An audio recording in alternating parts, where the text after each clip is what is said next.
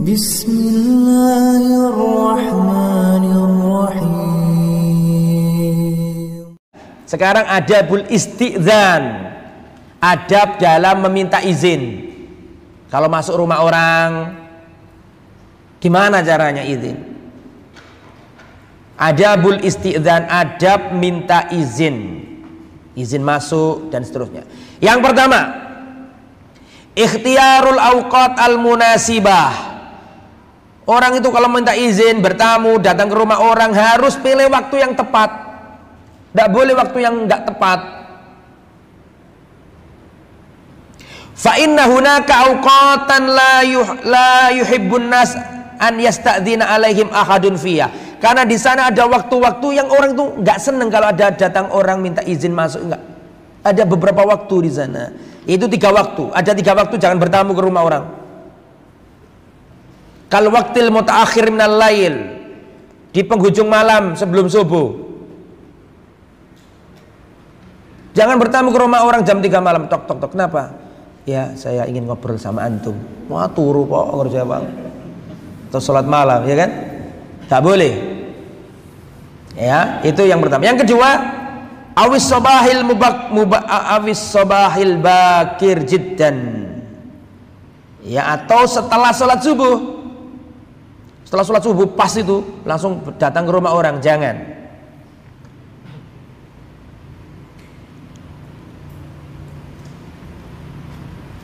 Kemudian di sini atau ingdad dhahira, di tepat di atas kepala, matahari di atas kepala.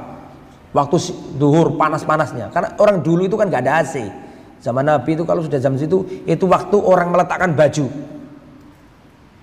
Antum nggak bisa kebayang musim panas di Mekah Madinah zaman dulu nggak ada AC. Miskinnya orang Indonesia nggak butuh AC. Tapi kalau miskinnya orang Arab nggak pakai AC, waduh berat. Antum coba kalau musim panas bulan Juli atau Agustus gitu umroh, bagaimana panasnya? Ya? Hidup di sana, aduh panas sekali. Ya, Agustus, panas sekali, gosong itu. Oke.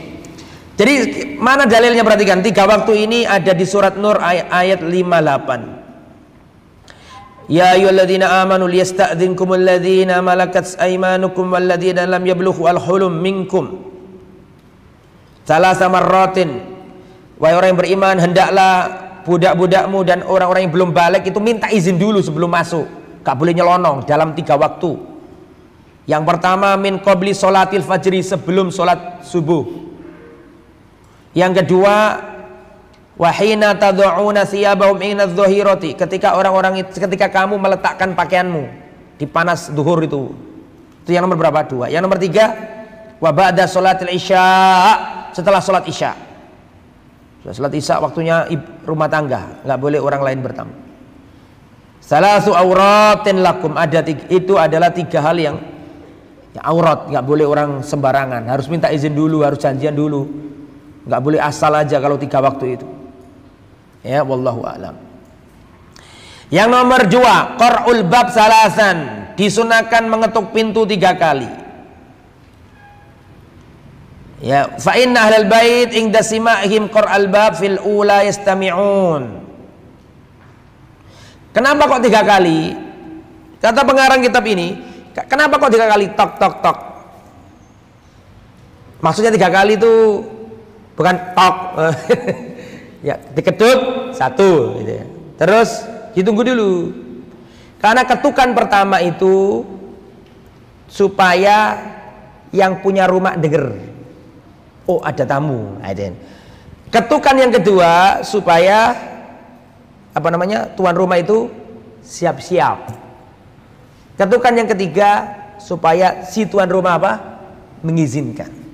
Karena kan butuh pakai baju, butuh pakai jilbab, betul kan? Kadang-kadang nggak pakai baju kan, namanya rumah tangga suami istri.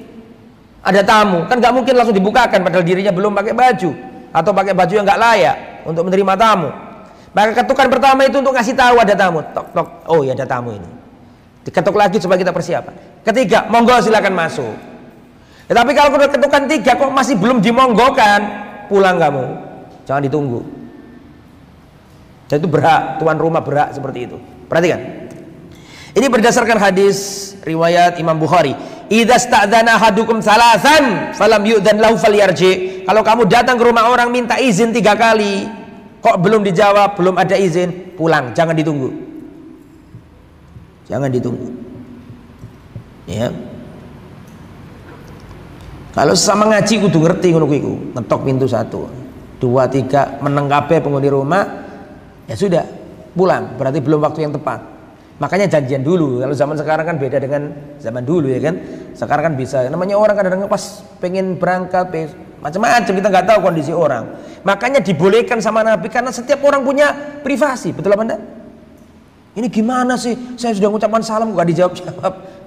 Beda aturan. Makanya kalau zaman sekarang kan ada WA dulu. Gimana bisa benda? Adapun langsung, ya jangan salahkan kalau misalnya ada orang pas timingnya nggak tepat. Antum lagi hubungan badan sama istri antum, datang tamu, gimana enaknya itu? Gimana? Kita break dulu. Makanya ada adab ini, bahwa si punya rumah berhak itu, paham ya? Jadi kalau sudah 3 kali nggak dibukakan, pulang, jangan ditunggu. Ustadz kan udah datang dari jauh-jauh, saya datang dari Makassar ke Surabaya. Loh, makanya janjian dulu, WA dulu kalau zaman sekarang ya. Wallahu a'lam.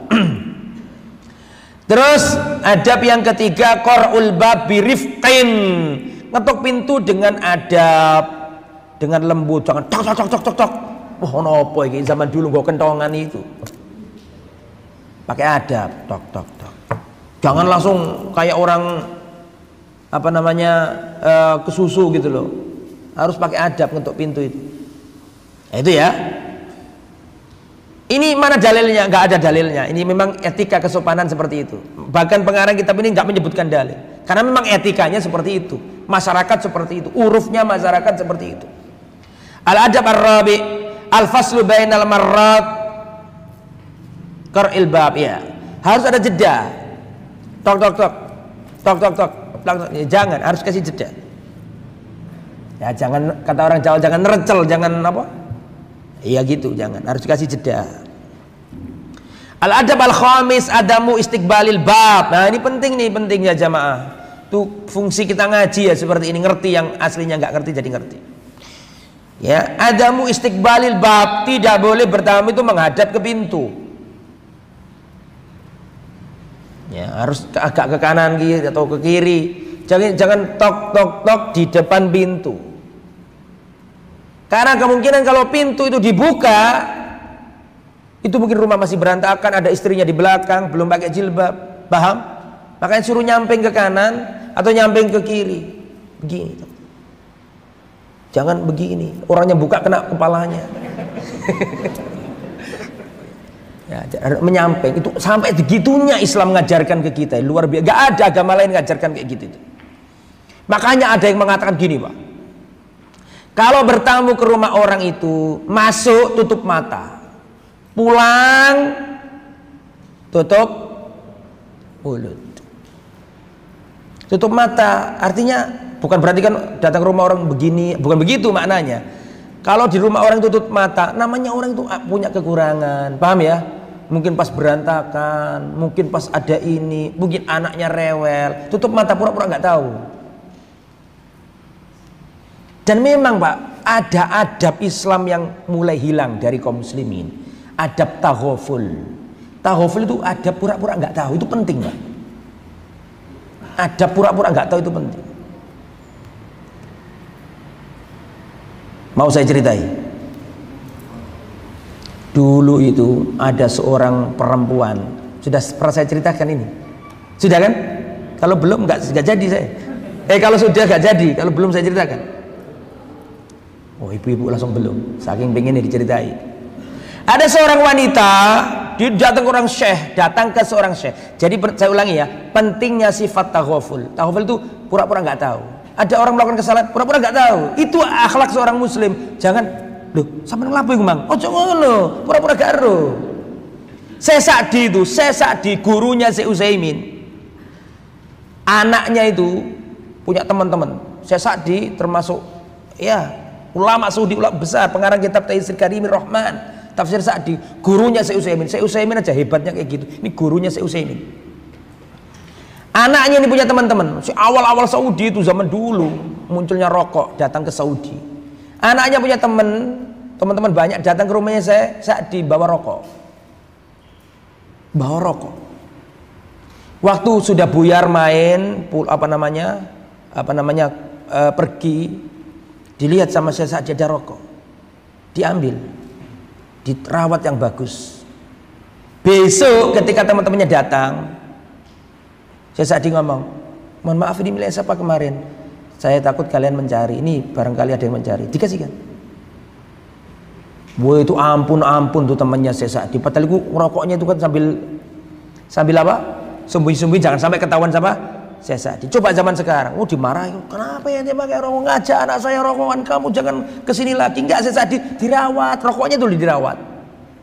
Besoknya dikasihkan, ini rokokmu kemarin ketinggalan nak. Justru jadi jalan hidayahnya para pemuda tadi berhenti untuk tidak apa? Rokok. Taghaful. Datang seorang wanita ke seorang syekh, bertanya, menjelaskan sesuatu. Syekh ini bagaimana hukumnya, begini panjang lebar. Di saat menjelaskan pertanyaannya itu dijelaskan panjang lebar ke Syekh, ini wanita kentut gitu. Oh lah, gimana perasaan malunya itu loh perempuan ini. Antum tahu apa yang dilakukan Syekh itu? Syekhnya nggak ngomong gini, lain kali kalau tanya jangan kentut. Syekhnya nggak ngomong gitu, taghaful, pura-pura nggak ngerti. Saking pengennya orang ini merasa nyaman, supaya wanita ini merasa nyaman, Syekhnya itu ngomong kayak gini, tolong diulangi, saya tadi enggak, pertanyaan anda tadi saya kurang begitu dengar baik, tolong diulangi lagi. Tujuannya supaya dia itu pede dengan pertanyaan. Oh berarti saya tadi enggak dengar ketika saya apa. Itulah ya, sekarang ini muslim ini kurang sifat kayak gitu. Ada kesalahan orang itu pura-pura nggak tahu inti, kecuali kalau memang butuh amar ma'ruf nahi mungkar. Ada orang itu punya kekurangan, nggak pengen dilihat orang, jangan digali, pura-pura nggak tahu gitu loh. Itu akhlak seorang muslim. Jangan malah dikorek-korek, kekurangan orang manusiawi, selama itu manusiawi.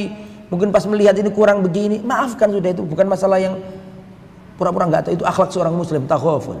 Jangan aibnya saudaranya diungkit, jangan, taghaful.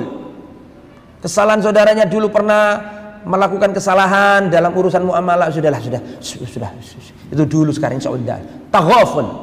Itu akhlak seorang muslim gitu ya. Nah termasuk ini kalau bertamu ke rumah orang, tutup matamu, jangan dilihat kekurangannya apa, kekurangannya si tuan rumah itu rumahnya berantakan dilihatin, kemudian keluar disampaikan ke orang. Jangan, masuk tutup mata, keluar tutup mulut. Namanya rumah tangga orang punya kekurangan. Nah sampai segitu diajarkan Islam. Kalau mau masuk nih, kembali ke materi nomor berapa nih? Al-adab al-khamis, adamu istiqbalil bab. Jangan menghadap ke arah pintu, supaya kalau dibukakan tidak langsung melihat arah kamar, melihat arah dalam, melihat mungkin istrinya, temannya yang makanya tidak boleh disuruh ke samping kanan atau samping kiri. Sampai segitunya Islam mengajarkan ke kita. Rasulullah bersabda, kana idza atababa qaumin lam yastaqbilil bab. Fa inna Nabiy sallallahu alaihi wasallam kana idza atababi qaumin au atababa qaumin lam yastaqbilil bab min tilqa'i wajhi. Rasulullah kalau mendatangi pintu seseorang, beliau tidak menghadap ke arah pintu dengan wajah beliau, enggak, tapi beliau menyamping ke arah kanan atau menyamping ke arah kiri sambil mengatakan assalamualaikum. Assalamualaikum. Nah, ini untuk apa? Diterangkan sama pengarang kitab ini, wa fi hadza minal muhafadzah ala hurumatil buyut ma la yakhfa. Ini untuk menjaga kehormatan rumah tangga orang, rumahnya orang, mungkin pas nggak layak dilihat dan seterusnya. Begitu ya. Itu juga penting, ajarkan ke istri-istrimu, wah ibu-ibu. Kadang-kadang pulang dari rumah orang, ya Allah rumahnya tadi itu begini. Jangan menceritakan rumah tangga orang, rumahnya orang. Jangan. Ya. Tahaful, pura-pura nggak tahu. Jangan bertamu ke rumah orang, temboknya penuh coretan. Ya Allah ini kok banyak coretannya, kena ngapain aja rumah ini? Pura-pura nggak tahu. Ya, pura-pura nggak tahu, nggak usah ditelitiin seperti itu. Tapi kalau bawa anak bertamu ke rumah orang, jangan taghaful, anaknya bongkar-bongkar kulkas, dibiarkan. Lu ada lo manusia kayak gitu itu. Wonten apa mboten? Bawa anak-anaknya datang ngorat-ngarit sembarang dingin, dibiarkan sama orang tuanya. Ya ini nggak boleh. Ente kalau bawa anak, anaknya diperhatikan. Ya, jangan sampai anaknya itu buat keonaran di rumah orang. Harus dicegah, jangan dibiarkan ya. Kalau taghaful yang salah, anaknya pura-pura nggak ngerti, oh nggak apa-apa. Ya anakmu iki. Ya, kalau anaknya orang nggak apa-apa, pura-pura nggak ngerti. Nah, kemudian al-adab as-sadis, adab yang keenam, at-taslim qabla dukhul, mengucapkan salam dulu sebelum masuk. Ini banyak ini kadang-kadang ya, kalau dianggap akrab langsung masuk rumah orang, nggak boleh itu. Apalagi bukan mahrammu, di situ ada istrinya, ada anak perempuannya, nggak boleh, bukan akhlak seorang muslim. Nah, harus mengucap salam dulu, diberi izin apa enggak. Jadi begini, tok tok tok, assalamualaikum, adkhul, assalamualaikum, apakah saya boleh masuk, begitu ya, itu maksudnya. Jadi nggak boleh langsung selonong boy gitu, nggak boleh gitu ya. Makanya di sini dikatakan perhatikan nih, an yuslim fa inna nabiyya sallallahu alaihi wasallam lamma lam yuhsin rajulun al istidzan ali qala li khadimi. Pernah ada orang nggak punya aturan masuk rumah, nggak pakai salam, nggak pakai, maka Rasulullah ngomong sama pembantunya, pergilah kepada si tamu ini, sampaikan kepadanya ya, bahwa lain kali kalau datang ke rumah orang harus mengucapkan apa? Assalamualaikum, a'adkhul, apakah boleh saya masuk? Nggak boleh langsung masuk, harus mengucap salam dulu. Al-adab as-sabi, adab yang ke-7, at-ta'rif bin nafsi, memperkenalkan diri tamu itu. Tok tok tok tok, siapa? Saya Ustaz. Sopo awakmu iki garo? Di balik pintu. La taqul ana, Rasulullah marah. Ada orang datang ke rumah Rasulullah ya, mengetuk pintu, dijawab sama Nabi, man hadza, siapa? Orang itu menjawab, anak Jabir, sahabat Jabir yang bertamu ini. Ada seorang sahabat Nabi namanya Jabir, sahabat yang mulia, datang ke rumah Nabi, ngetuk pintu. Terus kata Nabi, man hadza, siapa ini? Manda, siapa ini? Dijawab sama sahabat Jabir, ana ya Rasulullah. Kata Nabi, ana. Dia serius hadis seperti itu. Antum buka hadisnya. Nah, Rasulullah marah, nggak seneng kalau disebutkan siapa namamu. Ya sebutkan namamu, mengenalkan diri. Siapa namanya? Abu Fulan. Jenengmu sapa Mas? Abu ya senengane.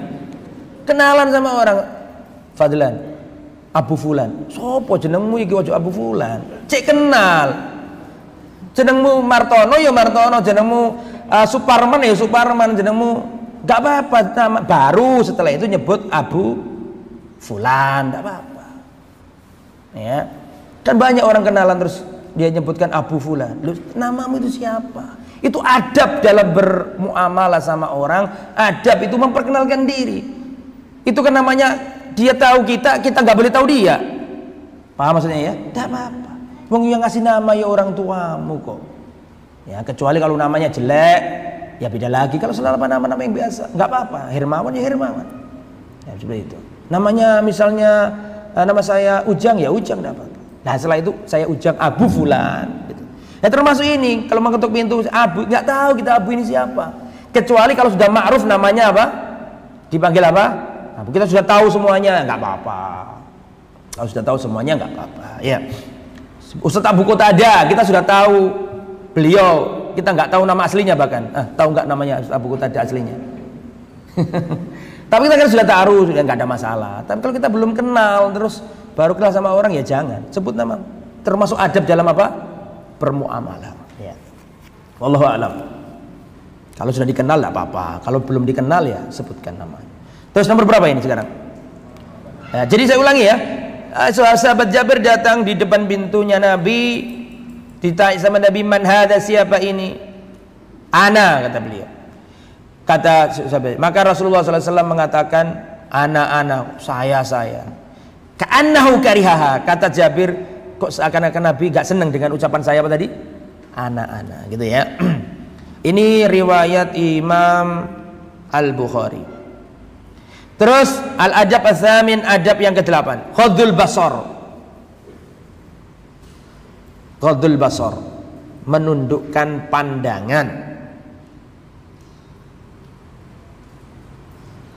Innama ju'ilal isti'dzan min ajlil basar. Sesungguhnya dianjurkan minta izin, tujuannya itu untuk bisa menundukkan pandangan. Karena nanti kenapa sih kok dilarang masuk rumah orang? Supaya mata ini nggak melihat sesuatu di rumah itu. Dan rumah itu ibarat pakaian.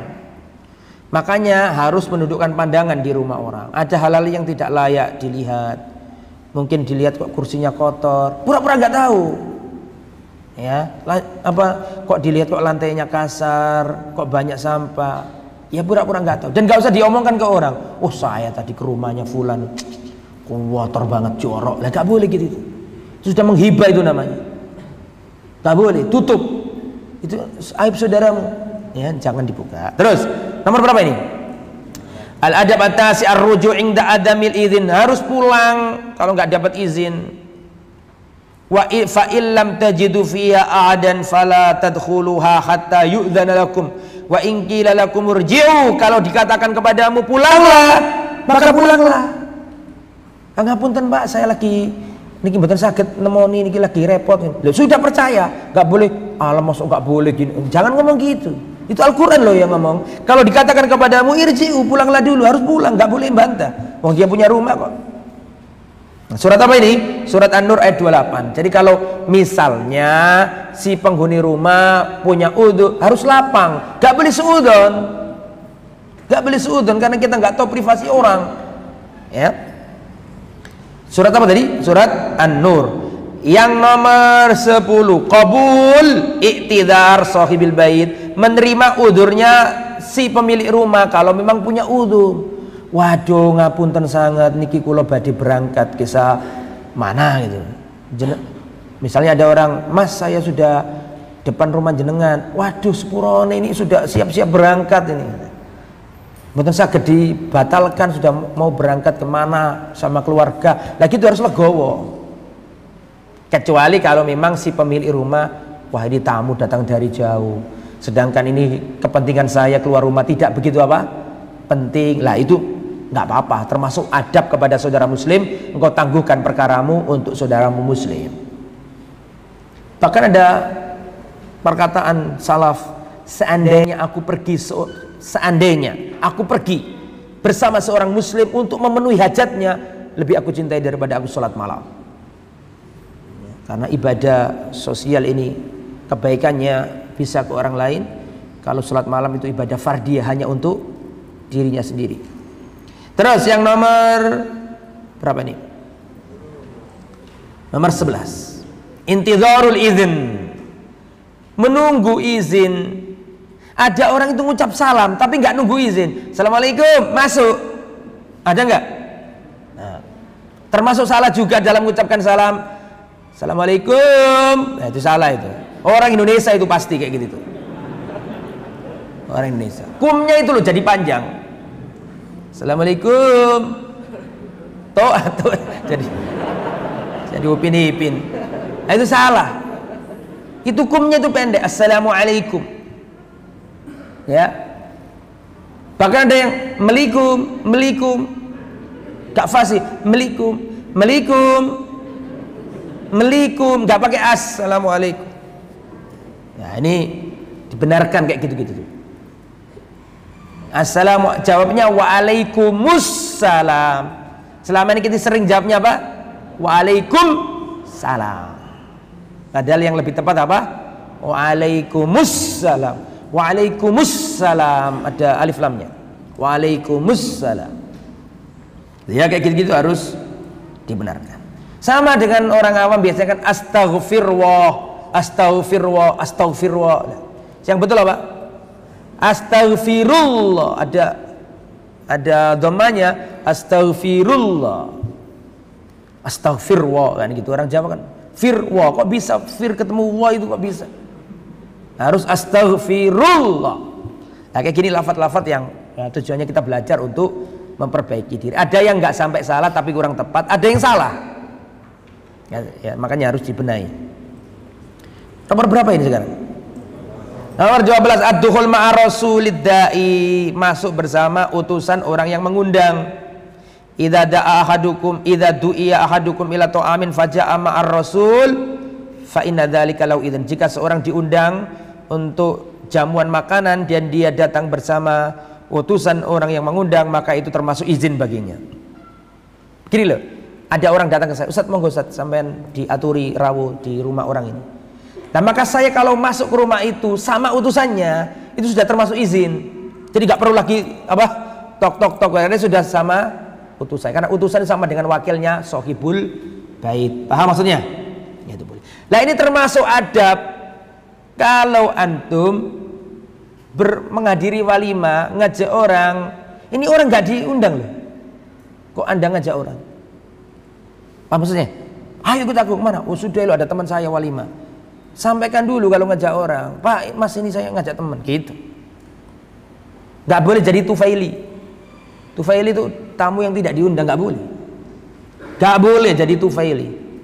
Wah mumpung ada walimah, kita datang aja.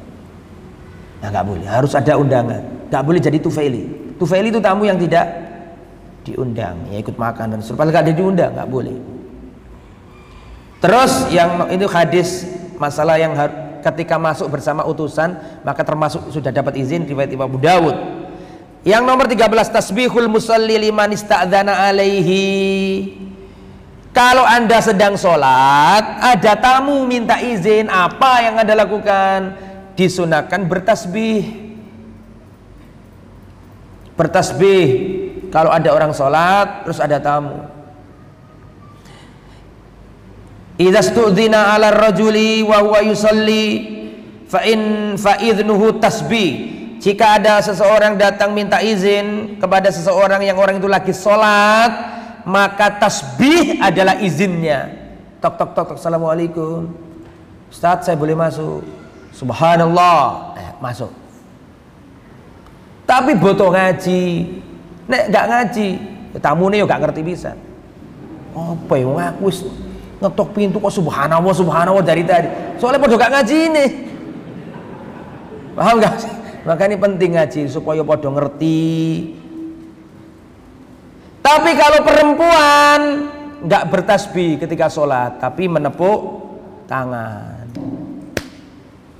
ya jangan begini, tepuk tangan lagi nih, menepuk tangan bukan tepuk tangan, paham?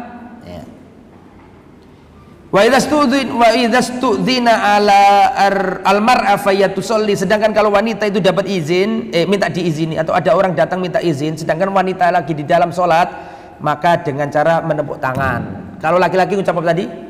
Subhanallah. Kalau ada orang datang, kita sholat di masjid, ada orang mengucapkan assalamualaikum kepada kita sedangkan kita sholat, gimana jawabnya? Rasulullah pernah di masjid sholat, datang sahabat mengucap salam ke beliau. Apa yang dilakukan Nabi? Apakah Nabi mengatakan waalaikumsalam warahmatullahi wabarakatuh terus sholat lagi, kelanjutkan sholatnya, atau bagaimana? Atau subhanallah, atau bagaimana? Dalam? Nah, angkat siapa yang angkat tangan dulu, siapa yang jawab? Gih. Ya diomongkan, jangan gerakan supaya yang lain dengar. Rasulullah memberi isyarat. Isyaratnya adalah mengangkat tangan kanan, menjadikan punggungnya telapak di atas, perutnya telapak di bawah. Bingung nggak antum? Telapak tangan itu punya punggung, telapak tangan itu punya perut. Mana punggung? Yang mana? Punggung yang atas.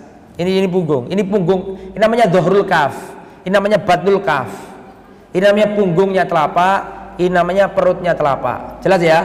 Rasulullah kalau ada sholat, ada orang datang assalamualaikum, kan gak mungkin jawab, ini sholat kok. Faham? Maka Rasulullah beri isyarat meletakkan punggungnya telapak tangan ditaruh di atas, perutnya telapak tangan ada di mana? Nah, seperti yang disebutkan Mas tadi itu. Tolong dikasihkan ke beliau. Jazakumullah khair.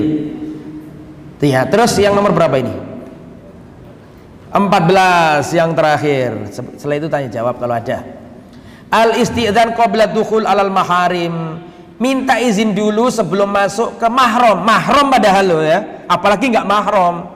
Masuk ke rumah kamar ibu, masuk ke kamarnya putri kita, masuk ke kamarnya saudari kita, izin dulu. Meskipun itu mahram, karena kita nggak tahu, karena kan batasan aurat juga ada, nggak boleh semua dilihat. Masuk ke kamar ibu kita nggak boleh langsung dibuka, izin dulu. Putri kita nggak boleh langsung selonong, tanya dulu. Abi mau masuk, ayah mau masuk, papa mau masuk. Apalagi kalau putrinya sudah balik, kecuali kalau masih kecil ya tidak apa-apa. Ini sudah balik maksudnya. Ya karena kondisi orang di dalam mungkin pas ganti baju kita kan nggak tahu. Nah, harus izin dulu. Ini saking Imam Ahmad ngasih tanda sebelum masuk rumah itu. Ya. Bisa dengan apa? Gerakan apa? Kaki supaya tahu kalau ada orang mau masuk. Bisa dengan, jadi intinya ngasih tanda. Saking pecemburunya. Wanita laki-laki salaf zaman dulu itu sepatunya diketahui laki-laki lain, sepatu istrinya diketahui laki-laki lain, cemburu. Terus sekarang enggak, istrinya dibuka. Zaman dulu, zamannya salaf itu sepatunya istrinya dilihat lagi dalam kondisi enggak dipakai, dilihat apa? Laki-laki lain itu cemburu. Saking tingginya kecemburuan kaum muslimin zaman dulu. Semakin cemburu semakin laki-laki, kecuali kalau cemburunya tidak punya aturan ya beda lagi. Tapi cemburu itu sifatnya lelaki. Kalau nggak ada cemburu bukan laki-laki. Ya, min tamamir rujula, termasuk kesempurnaan kelelakian, punya cemburu. Nah kalau istrinya ngobrol sama laki-laki lain satu ruangan di kantornya, nggak merasa gimana-gimana, waduh berat itu. Ya, punya istri, istrinya kerja di kantor itu ada laki-laki lain, terus bisa tenang, itu saya heran. Bagaimana kita bisa tenang, kita hidup di tempat lain atau kita punya pekerjaan lain, istri kita di tempat lain, di situ satu kantor sama laki-laki lain. Padahal ada pepatah Jawa yang terkenal,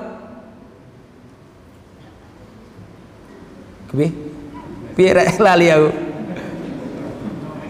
Witing tresno jalaran saka glibet. Witing tresno jalaran saka kuline, bendino ketemu ya lali karo awakmu. Kecantol karo kancane sekantor. Itu wake itu. Bukan malaikat istrimu itu, dan temannya istrimu bukan malaikat juga. Nah, itu harus ada cemburu. Ya, wallahu a'lam bishawab. Matur nuwun. Selesai nggih? Ada 2 bab kita selesaikan. Terima kasih banyak. Monggo kalau ada pertanyaan, dan kalau saya bisa jawab saya jawab, kalau enggak bisa ditanyakan ke ustadz yang lain.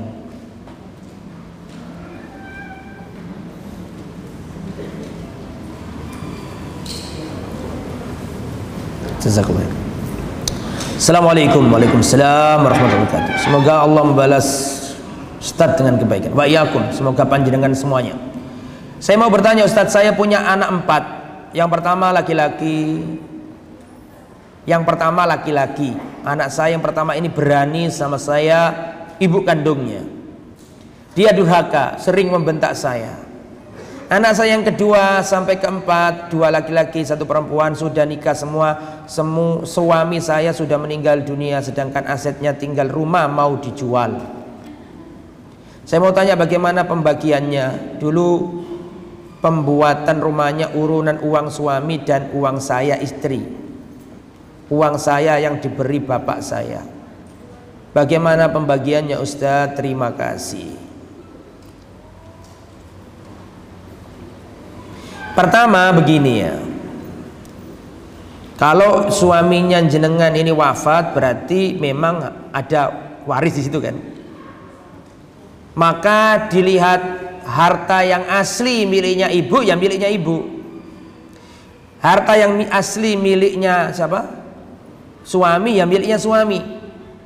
Kalau ada harta yang sifatnya itu berserikat antara ibu dengan suami, maka harus diapakan?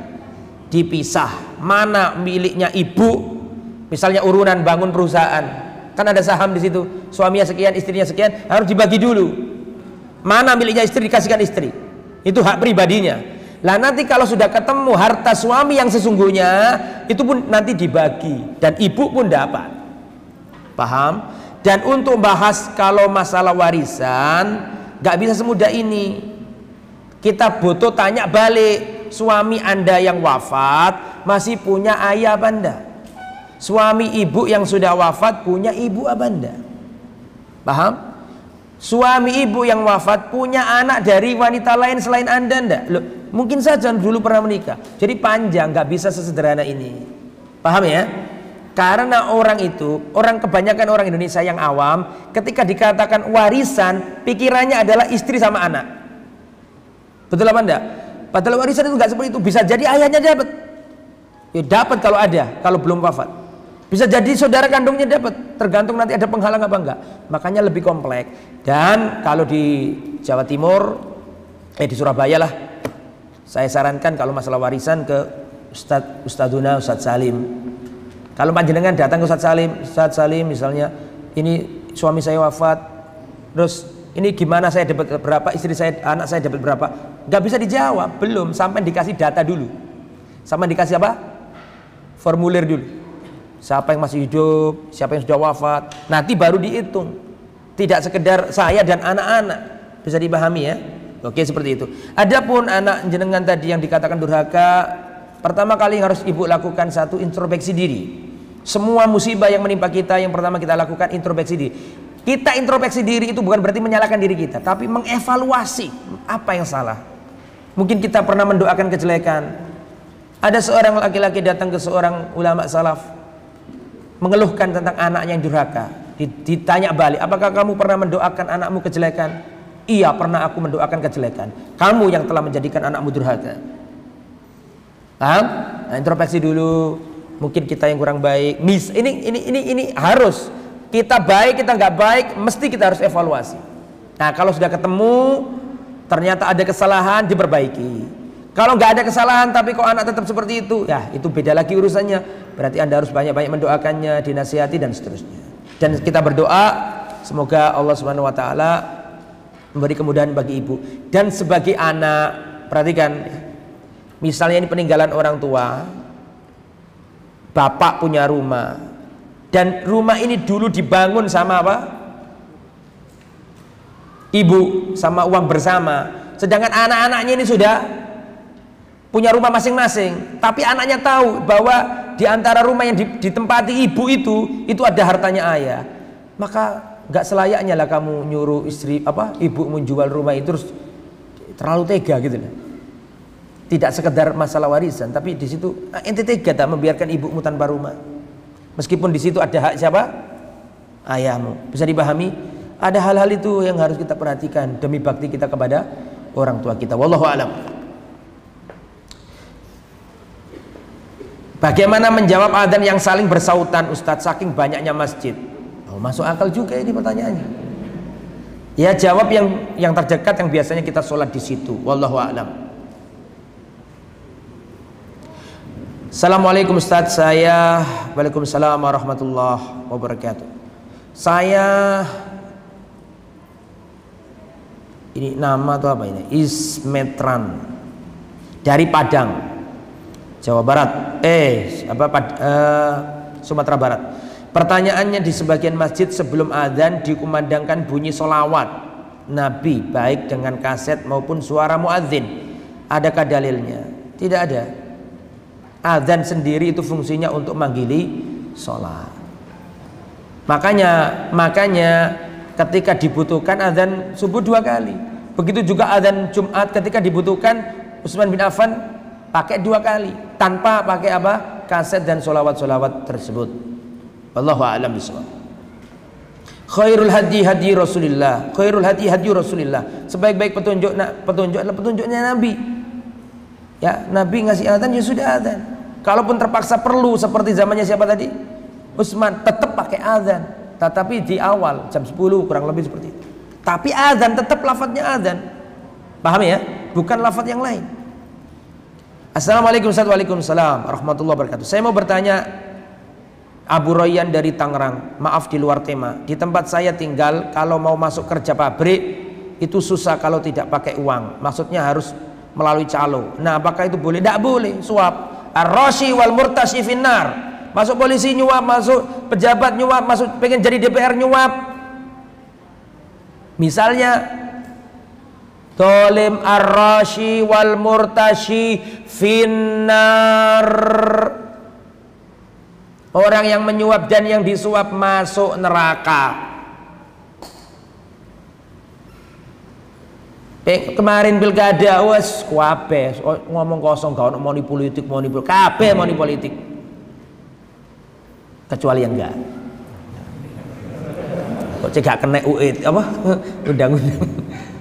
Hampir Pak semuanya Pak, wallah. Jangankan pilihan bupati, pilihan pilkada, kepala desa itu ratusan juta. Itu kepala desa. Di tempat saya kepala desa itu dapat tambak kayak lautan tidak bertepi. Saking luasnya tambak itu. Nah, untuk bisa dapat itu otomatis butuh apa di sini? Iya butuh iku money politik. Omong kosong kabeh ngerti kabeh, ojo ngomong gak ngerti masalah itu. Itulah demokrasi. Ya, tetap itu money politik dan itu nggak boleh, itu suap.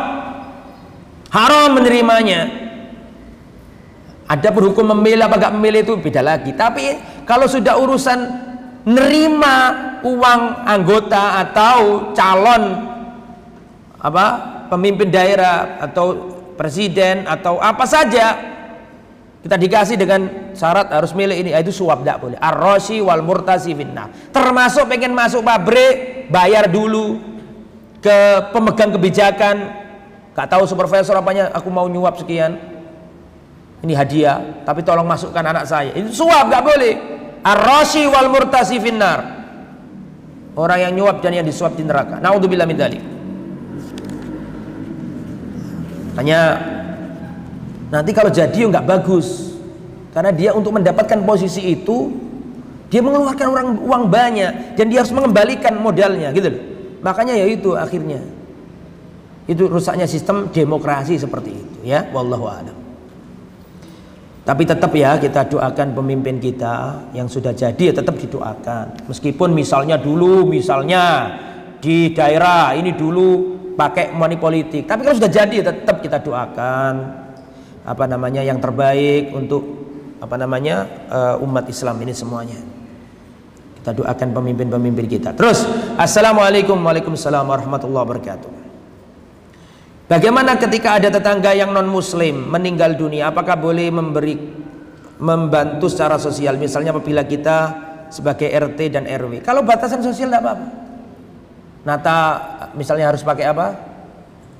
Ya bukan masalah peribadatan ya, karena ada orang mati makanya butuh dikubur, ada hal-hal yang penting misal ambulan atau apa, nggak apa-apa kalau itu kan bukan masalah apa? Agama. Terus kemudahan dalam masalah sosial, tidak apa-apa kalau itu, insyaallah. Assalamualaikum warahmatullahi wabarakatuh. Saya mau bertanya, syarat untuk sholat tahiyatul masjid tidak duduk dulu sebelum sholat. Bagaimana jika kita datang ke masjid kemudian punya hajat ke kamar kecil, apakah kita masih tetap dianjurkan sholat tahiyatul masjid? Lah, saya dengar fatwa dari Syekh Utsaimin, kalau orang di masjid niatnya tinggal di masjid tapi ada hajat dia ke kamar kecil situ, maka balik dihukumi dia belum keluar masjid. Karena dia memang aslinya belum ingin keluar, tapi karena ada apa tadi? Hajat. Tapi karena keluar makan soto dulu di luar, lah itu sholat. Kalau balik ya tahiyatul masjid. Tapi kalau ke kamar kecil atau lupa naruh apa namanya kunci motor masih di situ, ya kan? Anda nggak niat keluar, memang niatnya masih di sini ya. Kalau ngambil tok balik ya nggak usah. Wallahu a'lam ya. Ustadz, saya akan tinggal di kampung. Umumnya kalau masuk rumah tetangga sambil mengucap salam sambil buka pintu, malah kadang sambil masuk rumahnya. Bagaimana kalau memang kebiasaannya sudah seperti itu? Kebiasaan salah, nggak boleh. Memang rotong-rotong desa ngono, pokoknya dianggap kenal, musmel bungono, nggak boleh. Tetap nggak boleh. Ya jangan kemudian berdalil dengan apa? Kebiasaan. Ini kebiasaan salah. Kita diajari Nabi adab-adab Islami. Di antara adab bertamu Nah, masalahnya itu ada istrinya orang loh itu. Ente sudah punya teman dekat di desa. Memang kita akui di desa kadang-kadang banyak seperti itu. Ya, tapi itu istrinya orang loh. Itu pas dia nggak pakai baju gimana? Melihat auratnya wanita nggak boleh ya. Jadi harus izin dulu, ketuk pintu. Dan jangan pakai ilmunya maling. Ketuk pintu, buka pintu, kepalanya doang yang gini. Nah, itu enggak, itu ilmunya maling itu. Kalau masuk semuanya ucap salam dulu, jangan kepalanya doang nongol. Lu ada lah orang tamu gitu buka pintu, kepalanya doang nongol. Itu boleh digasak kepalanya itu. Lu ada hadisnya, barang siapa mengintip rumah orang boleh dipukul. Enggak boleh ya. Adab. Salam. Kalau sudah diizini ya masuk semua badan, jangan apa? Jangan kepalanya doang, kayak mengintai gitu nggak boleh, ya. Apalagi rumah orang. Assalamualaikum Ustaz, saya mau bertanya. Waalaikumsalam warahmatullahi wabarakatuh. Kalau jamaah yang bukan marbot boleh atau tidak melakukan adzan menggantikan yang marbot? Dan kalau muadzin apakah tetap setelah adzan harus tetap berdoa?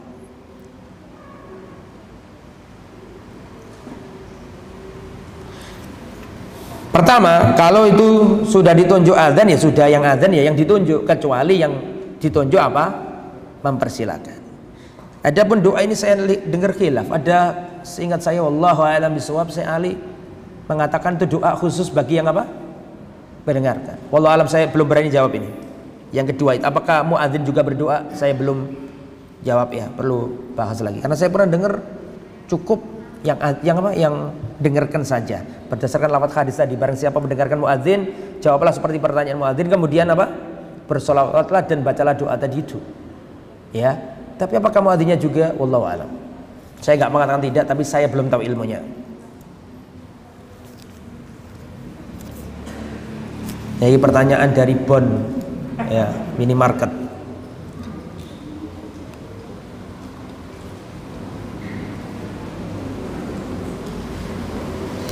Ustadz, apa keutamaan imam sholat? Keutamaannya ya mulia. Di antara keutamaannya adalah kita tahu sendiri tidak boleh ngimami kecuali orang yang paling bagus bacaan Qur'annya. Kalau bagus bacaan Qur'annya sama, maka yang paling paham apa? Sunnah. Itu saja sudah menunjukkan apa? Imam. Menunjukkan apa? Keutamaan imam. Wallahu a'lam bishawab. Apakah boleh mengurus SIM lewat calo? Maksudnya gimana? Minta yang cepat gitu ya? Boleh nggak gitu? Ya, harus tanya fatwa masyayikh. Boleh nggak? Allahu a'lam. Tapi hukum asal riswah tidak boleh. Hukum asal suap penyuap nggak boleh. Itu kaidah umum. Ustaz, saya mau tanya hukumnya jika dalam kegiatan sosial santunan kita dan panitia ingin mengambil 20% dari uang donatur untuk logistik. Logistik apa ini? Untuk makan-makan panitia gitu. Apakah boleh, dan kalau ada saudara sendiri kesusahan apakah butuh uang untuk dipinjamkan terlebih dahulu, apakah boleh? Saya pernah dengar ceramahnya Ustaz Firanda bagus itu ya, tentang mencari dana sosial. Hati-hati. Makanya logistik ini apa maksudnya? Kalau panitia 20% untuk makan-makan, banyak nggak 20% itu? Banyak, nemen nih. 20% berarti kalau 20% berarti kalau 100 juta berapa? 20 juta, wakil itu. Iya tak? Ya, jadi intinya saja jangan sembarangan dan jangan menganggap remeh. Kemudian gampangan untuk ini keperluan yang tidak begitu penting misalnya. Atau itu nggak ada kaitannya. Kalau santunnya kepada anak yatim, maka harus paham kita bahwa ini harus sampai ke tangannya anak yatim. Kalau ini untuk masjid, maka Anda harus paham bahwa dana ini dananya masjid. Nah kita ini atau siapa saja yang diberi tugas untuk mencari dana sosial untuk keperluan tertentu harus amanah. Ya, harus amanah, jangan diminimalisir. Kalau memang itu kebutuhan untuk transportasi, karena memang ini kebutuhannya itu ya monggo, atau makan sekedarnya di jalan ya insya Allah tidak apa-apa. Mudah-mudahan tidak apa-apa, wallahu alam. Tapi kalau bermudah-mudahan ya pembubaran panitia pakai makan besar-besaran kemudian uang itu, ya jangan, hati-hati. Ya hati-hati ya. Intinya jangan gampangan makan dana sosial. Itu ya intinya seperti itu. Adapun tadi apa? Santunan tapi dipinjemkan. Nah ini juga hati-hati. Kok dipinjem dulurmu padahal ini santunannya lagi dibutuhkan orang. Santunannya untuk anak yatim nih kan. Terus datang saudaramu, ente penanggung jawab. Saudaramu butuh duit, ente kasih uangnya santunan anak-anak, kasih dulurmu. Ya gak boleh, harus apa namanya? Ini untuk siapa? Untuk dulurmu apa untuk santunan anak yatim? Hukum awalnya itu loh, niatnya orang yang ngasih santunan kan niatnya untuk apa? Anak yatim. Dan nggak boleh. Itu namanya menyalahgunakan wewenang. Orang itu ngasih tujuannya anak yatim, bukan dipinjamkan. Mana semua orang banyak kekurangan, Pak. Kalau ngurusi pinjaman-pinjaman banyak orang pengen pinjam, betul apa enggak? Tapi ingat ini untuk anak yatim, fokus di sini. Karena nanti kalau sudah dipinjamkan nggak jelas baliknya kapan, sedangkan ini kebutuhan anak yatim terdesak. Ya kecuali ini lagi anak yatim sudah tercover semuanya, sedangkan ada kelebihan, terus ada orang sangat membutuhkan, itu rapat dulu, nggak boleh pribadi, betul apa enggak?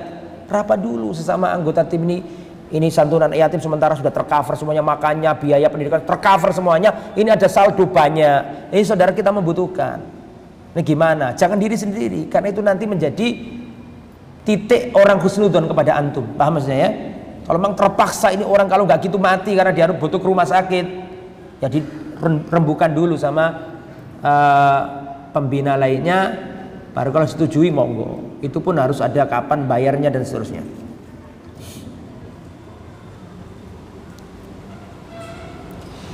Bismillah Ustadz. Hukumnya azan tapi belum berwudu, dan saat waktu azan dan jeda iqamah meskipun belum waktunya iqamah, tapi jamaah sudah menunggu, apakah boleh langsung iqamah? Tapi di sisi lain jamaah ada yang masih berdoa karena mustajab. Jadi wallahu alam, setahu saya itu adab dalam berazan. Apakah orang yang azan itu kalau belum wudu itu batal azannya? Wallahu alam, setahu saya bukan syarat gitu. Setahu saya wallahu alam bukan syarat orang azan itu harus apa? Harus dalam kondisi berwudu. Tapi sepakat bahwa dalam kondisi toharoh suci itu adab dalam berazan. Tapi apakah sampai batal azannya? Wallahu alam, setahu saya tidak sampai batal. Itu satu. Kemudian masalah apa ini tadi? Lebih baik mana? Ya lebih baik tadi kata Nabi disuruh apa? Ngasih jeda. Jangan langsung dikomati, kecuali kalau ada maslahat, misalnya sholat maghrib ada kajian. Paham maksudnya? Sholat maghrib ada kajian. Nah setelah itu ada adzan. Setelah adzan diteruskan lagi, boleh. Nggak pakai sholat apa? Nggak pakai sholat sunnah karena posisi sudah apa? Sudah duduk. Sedangkan sholat qobliyah isya itu hukumnya apa? Ghair muakkad atau muakkad? Ghair muakkad. Jadi intinya kasih jeda itu hukum asal. Antara adzan dan iqamah kasih jeda itu tempat waktu untuk apa? Mustajabah dalam berdoa. Kecuali ada maslahat tertentu misalnya, itu beda lagi. Tapi hukum asalnya antara adzan dan iqamah harus ada jeda. Untuk nunggu orang yang masih wudu, nunggu orang di kamar mandi, ada orang masih makan belum selesai. Kata Nabi seperti itu. Wallahu a'lam. Kemudian selanjutnya, afwan Ustaz, jika menerima telepon menjawab halo dulu atau salam. Kebiasaan orang halo dulu Ustaz. Wallahu alam, semoga nggak apa-apa. Halo itu kan sekedar nyambung kagak gitu kan ya. Halo? Oh ya halo. Oh, assalamualaikum. Wallahu alam, yang mana yang duluan ini. Tapi intinya ya kalau bisa salam dulu ya. Assalamualaikum. Halo, loh sudah salam kok halo. Ya gak enak juga loh. Halo. Oh iya Ustaz. Ya assalamualaikum Pak, ini ya gitu. Halo itu kalau menurut saya itu sekedar untuk membuktikan ini apa? Nyambung enggak gitu loh. Nah kalau sudah nyambung baru assalamualaikum. Ya setahu saya mudah-mudahan nggak sampai bermasalah lah. Boleh ini boleh itu lah gitu. Nggak sampai harus saklek begitu. Wallahu a'lam. Assalamualaikum Ustaz. Bismillah. Assalamualaikum warahmatullahi wabarakatuh. Lebih tepatnya bismillahirrahmanirrahim. Afwan Ustadz, saya izin bertanya bagaimana adab dalam bertanya, bagaimana adab dalam situasi kuliah online. Ustadz biasanya kami memakai aplikasi ya Zoom dan Meet. Saya sering mematikan video wajah saya karena kurang nyaman. Apakah ini termasuk kurangnya adab saya, Ustadz? Mohon penjelasannya. Kalau laki-laki ketemu laki-laki ya buka aja. Anda kan bukan wanita, kenapa pakai cadar? Ya, kecuali kalau ustadznya laki-laki, sedangkan muridnya ini apa? Akhwat. Kalau cadaran dinyalakan nggak apa-apa, cadaran kok. Tapi kalau misalnya nggak cadaran ya dimatikan. Adapun kita punya guru, terus kita belajar online, kita laki-laki, guru kita laki-laki ya dibuka lah, supaya kita gurunya tahu ini ngantuk apa nggak ngantuk. Ya, gitu wallahu a'lam. Assalamualaikum Ustaz. Waalaikumsalam. Saya memohon saran bagaimana caranya mendakwai orang tua yang yang repot tulisannya ini. Yang ketika saya dakwah tentang sunnah, tetapi ia menjawab dengan ilmu kalam. Mohon sarannya Ustaz.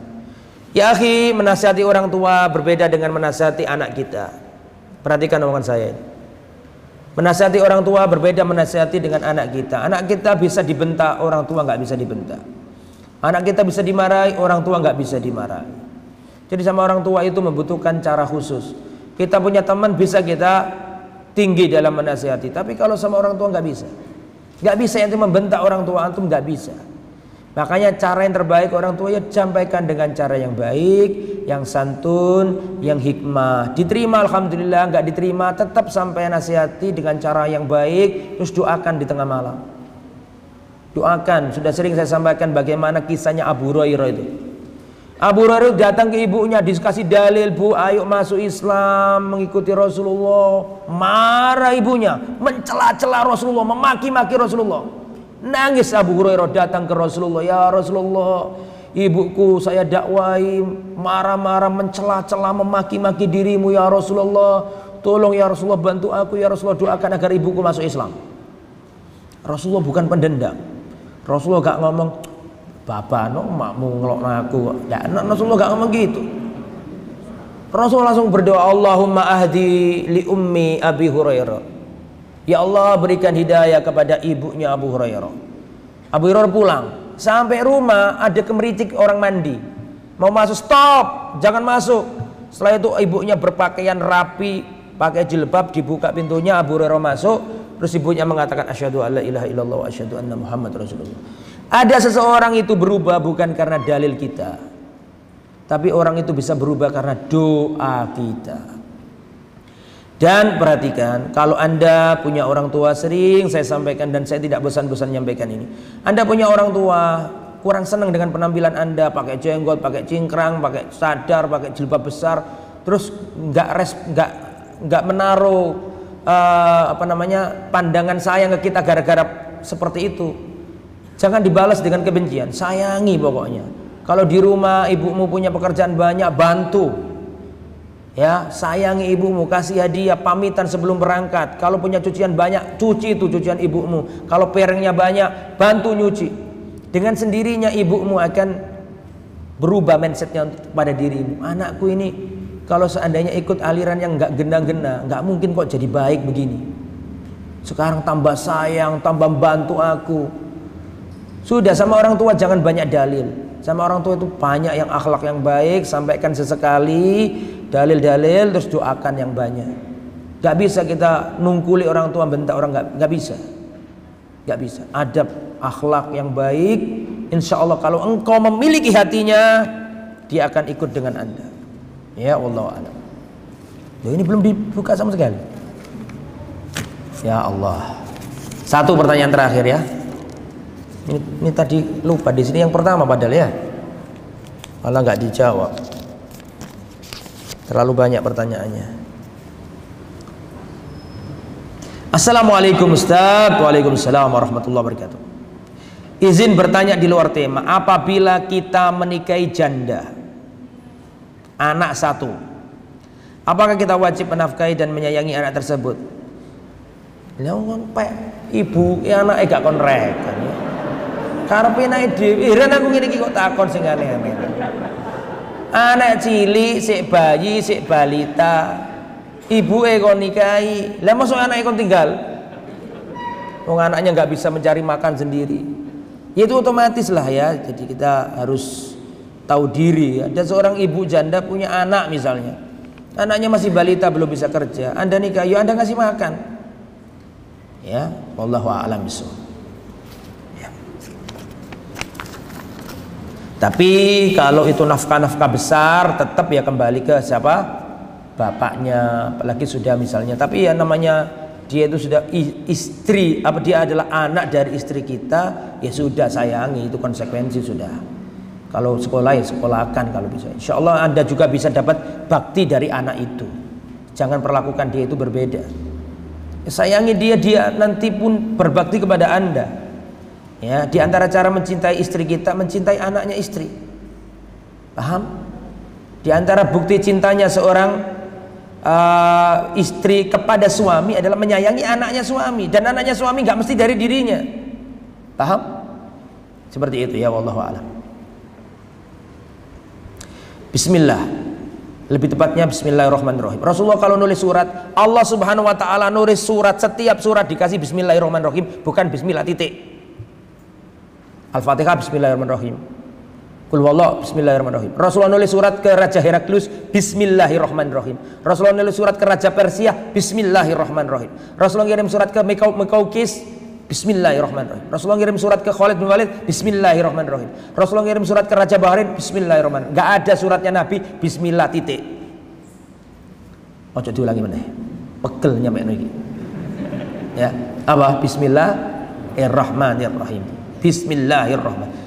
Kalau mau nyuntuh sekalian ya. Saya nggak mengatakan salah, tapi lebih baiknya apa? Bismillahirrahmanirrahim. Bismillah itu kalau mau makan. Bismillah itu kalau mau wudhu. Apalagi? Bismillah kalau mau nyembelih. Tapi kalau surat menyurat, tulis menulis, lihat kitabnya para ulama. Kalau nulis surat, kalau nulis kitab, Bismillah apa Bismillahirrahmanirrahim? Bismillahirrahmanirrahim. Suratnya Nabi, Bismillahirrahmanirrahim. Kenapa? Nyuntuh Quran. Kenapa Rasulullah suratnya di Bismillahirrahmanirrahim? Nyuntuh Quran. Dan kita nyuntuh Rasulullah Sallallahu Alaihi Wasallam. Ya. Bismillah. Saya mau tanya Ustaz. Saya seorang akhwat. Sekarang saya bersekolah di SMA negeri. Ketika mata pelajaran olahraga wajib menggunakan celana training. Apa yang harus saya lakukan? Ya nggak boleh ya celana training. Ya nggak boleh. Ya harus banyak-banyak istighfar kalau sudah terjadi. Banyak-banyak bertobat. Ya, boleh perempuan pakai training, apalagi buka jilbab, apa kemudian pakaiannya itu apa? Apa namanya? Pakaiannya itu ketat, ya nggak boleh ya. Beristighfar kepada Allah Subhanahu wa taala kalau sudah terjadi. Memang idealnya kita ya pendidikan ya tidak di tempat yang campur baur laki-laki perempuan. Ya, seperti itu harusnya. Kalau sudah terlanjur ya dan Anda sudah kelas mau lulus ya banyak-banyak istighfar dan tobat kepada Allah dan semoga cepat selesai lah sudah. Wallahu a'lam. Tapi pada dasarnya nggak boleh campur baur laki perempuan, haram. Nggak mungkin saya katakan ya itu kan rukhsah. Nggak rukhsah, itu nggak boleh itu hukumnya. Terus gimana hukumnya? Saat idealnya ya jangan di situ. Harusnya nggak di situ tempatnya ya. Tapi kan mungkin kan orang sudah terlanjur, sudah semester mau lulus misalnya, kalau seperti itu harus banyak-banyak istighfar. Dan saya nggak mungkin mengatakan itu boleh kalau pakaiannya mensifati apa yang ada di dalamnya atau ketat misalnya. Sudah ya, semoga bermanfaat. Mohon maaf banyak pertanyaan yang belum terjawab. Sampai di sini perjumpaan kita. Saya dapat amanah dari teman-teman di Lamongan ya, mendirikan apa namanya lembaga pendidikan, dan saya dimintai tolong untuk menebarkan apa gitu nih kupon, atau satu kuponnya ini mungkin 50.000. Kalau mau nyumbang monggo, bukan untuk saya karena ini juga bukan milik saya, tapi saya diberi amanah teman-teman Lamongan. Kalau mau mendonasikan monggo, satu kuponnya 50.000 untuk lembaga pendidikan di Kota Lamongan. Terima kasih, jazakumullah khair ala husni istimaikum. Jazakumullah khair, semoga bermanfaat. Subhanakallahumma bihamdika asyhadu an la ilaha illa anta astaghfiruka wa atubu ilaik. Wassallallahu ala nabiyyina Muhammad wa ala alihi washabbihi ajmain. Walhamdulillahirabbil alamin. Wassalamualaikum warahmatullahi wabarakatuh.